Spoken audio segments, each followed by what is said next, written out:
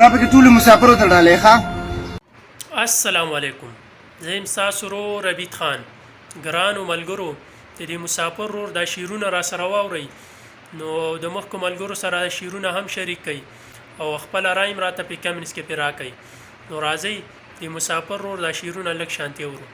ټولو مسافرو ته ډالۍ کړي نو راځئ دا لږ شانتي اورو. دا پکې ټولو مسافرو ته ډالۍ ښه. وایي چې راځمه کلی کور راپسې ژاړي، چې راځمه کلی کور راپسې ژاړي، چغو چغو باندې مور راپسې ژاړي. او زه له خپلو ماشومانو پټ راوځم، زه له خپلو ماشومانو پټ راوځم، دروازه کې ناسته خور راپسې ژاړي.